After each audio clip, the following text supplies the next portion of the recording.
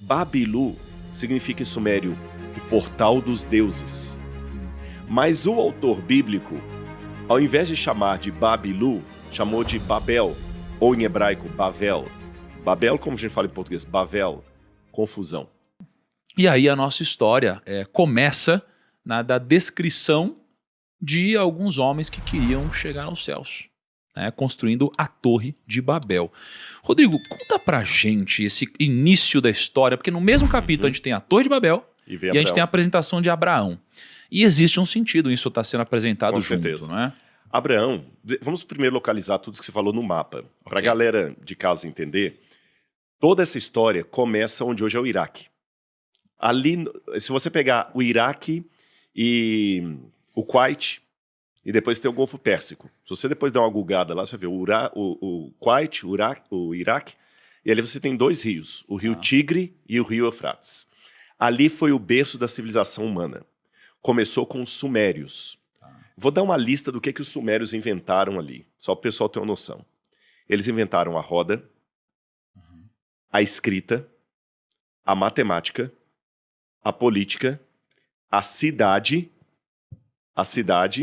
a agricultura e a cerâmica. Nossa. Caramba. Por exemplo, qual é a importância de inventarem a cerâmica? Embora houvesse cerâmica anterior a eles, do período calcolítico e tudo mais, mas até então o ser humano era chamado de caçador-coletor. Para quem tem uma base bíblica, assim que a Arca de Noé pousa lá, os primeiros descendentes dos descendentes de Noé eram caçadores-coletores. Eles simplesmente pegavam os alimentos in natura e comiam. Aí morreu, opa, no começo não, assim que eles iam... Só que ali na Suméria, eles começaram a perceber que você pode plantar. Inventaram agricultura. Aí esses seres humanos que eram caçadores, coletores, ficavam sempre andando, e caçando e colhendo, agora se tornaram sedentários, não no sentido de não fazer nada, estacionados ali. E ali começaram as primeiras grandes cidades da humanidade. Ali que é o berço da civilização. Aí você tem a cidade de Erech, Eridur, Ur. Tá tudo naquele pedacinho ali do Kuwait e o Iraque, sabe? Entre o Kuwait e o Iraque ali. E ali estava a cidade de Ur. E Abraão nasce nessa cidade. E muitas dessas cidades começaram pelo erguimento de uma torre. Nós não sabemos hoje, tem umas 25 alicerces de torres que já foram encontradas ali. Qual dessas teria sido a Torre de Babel, nós não sabemos. Então ela não existe mais. Não, mas o interessante é que essas torres lá, elas eram feitas de tijolos com betume como cimento. Uma dúvida que eu tenho, dá pra saber se era uma torre, tipo assim, era uma torre só de comprimento ou era uma torre que as pessoas conseguiam subir nela? Dava para subir, só que não era uma torre como a Torre de Pisa. Pelo que a gente vê desses alicerces, essas torres eram parecidas. Tipo, vocês já viram aqui? Não, aquilo é como mostra nos desenhos e filmes. Vocês já viram Machu Picchu? Que tem aquelas pirâmides sim. com uma escadaria no meio? Eram parecidas com isso. A gente chama isso em arqueologia de zigurat. Era como se fosse uma pirâmide, não como as pirâmides egípcias pontuda, mais parecidas com as pirâmides dos astecas lá do México ou dos incas aqui, com uma rampa no meio, escadaria, sabe? Era mais ou menos assim. E tinha um rei, que era o Patese, ele era ao mesmo tempo rei e sacerdote de cada cidade. E ali então era o núcleo, imagina. Política, matemática, número, escrita, tudo inventado por esse povo, ali era o centro. E Deus fala primeiro para Abraão sair dali com o pai dele e com um dos irmãos dele. Um irmão chamava Aram, o pai chamava Terá, e tinha ainda uma meia-irmã de Abraão, que era Sara, e ele sai aquele núcleo todo e saem dali, dessa região onde hoje é o Iraque, no sul do Iraque, e vão até uma cidade chamada Padam Aram, que fica onde hoje é a Síria. Então esse primeiro momento que o Tiago está falando, ele recebe dois chamados de Deus. Um para sair de Ur, eles saem para ir para uma terra que Deus ia mostrar. Eles param em Padam Aram, na Síria, não continuam a viagem, ficam por um bom tempo ali. Depois que Terá, o pai de Abraão, morre, é que Abraão sai de lá e vem para a terra de Canaã, que equivale a Israel hoje. Então essa trajetória de Abraão seria desde o Iraque, passando pela Síria, até Israel. E ele deixou um grande centro para ir para um lugar completamente inóspito. Então, olha só, qual que era o contexto aqui? O contexto, eu vou ler uma parte pra gente aqui. Isso aqui é em Gênesis 11, 3, né? Porque a gente precisa entender a motivação dos homens de construir essa torre, essa grande torre, que é apresentada antes de Abraão ser apresentado. Diz o seguinte, ó. Disseram uns aos outros, vamos fazer tijolos e queimá-los bem. Aliás, eu fui pesquisar isso sobre como se faz um tijolo. E você precisa queimar os tijolos para que eles sejam mais resistentes, né, e se adaptem à temperatura. Por isso que eles queimavam tijolos. Usavam tijolos em lugar de pedras e piche em vez de argamassa. Depois disseram, vamos construir uma cidade com uma torre que alcance os céus. Assim nosso nome será famoso e não seremos espalhados pela face da terra.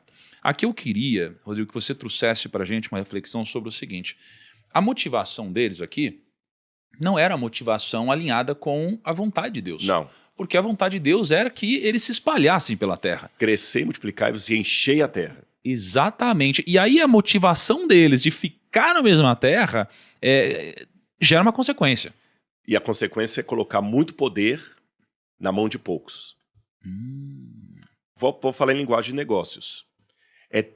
Vocês sabem que no comércio, se eu falar uma bobagem agora, eu peço para vocês me corrigirem, quanto mais empresários de um mesmo setor houver, melhor para o consumidor. Sempre. Porque a concorrência faz com que o produto fique mais barato, com melhor qualidade. Agora, quando você começa uma oligarquia perigosa, que o camarada compra todos os tipos de refrigerante e só ele fabrica refrigerante. É um monopólio. É um monopólio. Assim. Ele põe o preço do mercado que ele quiser. Você está entendendo? Ele cria um falso concorrente. Os dois produtos são dele. Sim. Há casos de pessoas que compram, às vezes, um produto concorrente dele, continuam mantendo a marca, mas cai a qualidade da marca. Sim. Correios, né? Você chega lá, você vai no correio, parece que a pessoa está te fazendo um favor. Exatamente. De atender, você está pagando pro negócio. Né? A Cielo, antigamente, né? Quando ela tinha um monopólio, ela fazia o que ela queria. Perdeu o monopólio, as ações despencaram na bolsa. Né? Então, o monopólio é sempre bom para quem é dono do monopólio. Mas é ruim para quem está consumindo. E Babel era o monopólio do poder. Lembra que eu falei que essas cidades que eu citei na Suméria começaram com torres? Então eles queriam fazer várias torres, mas queriam uma torre central. E é interessante que nós temos documentação em tabletes de argila da época contando dessas torres. E o curioso é que existe uma ironia do autor bíblico aqui. Porque, primeiro essa questão que você falou do tijolo e da argamassa como betume, lá no Museu do NASP, que você mencionou, eu tenho um pedacinho de tijolo de uma dessas torres com betume em cima dele, que veio do Iraque. Agora, na língua acadiana, eles chamam isso, ou em sumério, de Babilu. Babilu significa em sumério o portal dos deuses. Mas o autor bíblico, ao invés de chamar de Babilu, chamou de Babel, ou em hebraico, Bavel. Babel, como a gente fala em português, Bavel, confusão. Sim. Você percebeu o trocadilho? É como se fosse irônico e chama-se, você quer falar de um político, você não fala o nome dele, você joga um apelido, um trocadilho. Então, o autor do Gênesis, Moisés, ao invés de falar a torre de Babilu, chamou de Bavel, confusão. Sim. Porque é isso que ela se tornou, uma confusão. Porque eles queriam ser deuses em forma humana, e aí aquela questão, iam ser os donos da humanidade. Então Deus permitiu que aquela confusão de língua deles espalhasse as pessoas pelo mundo. E foi nesse espalhamento, não sei se existe essa palavra, esse spread, né, das pessoas pelo mundo, que surgiu, por exemplo, o Egito. Que vários começaram a sair da região da Suméria e vieram para cá. Surgiu o Egito, os hititas. E aí tem um fenômeno que já explica o Abraão. Nós temos muitos tabletes que contam também que vários saíram da região ali entre rios Mesopotâmia, Tigre e Eufrates, e começaram a fundar impérios. E eram homens que eram nômades, moravam em tendas. Eles chegaram montando em tendas e fizeram um grande império. Assim que surgiu a Assíria, por exemplo. A própria Babilônia de Hammurabi surgiu assim. E Abraão foi mais um desses investidores. Então, quando a gente vê o Abraão com o gado, passando, morando em tendas, a gente pensa no Abraão como se fosse um cigano desses que... Abraão já era um comerciante. E ele começou a uma terra como muitos reis começaram o império.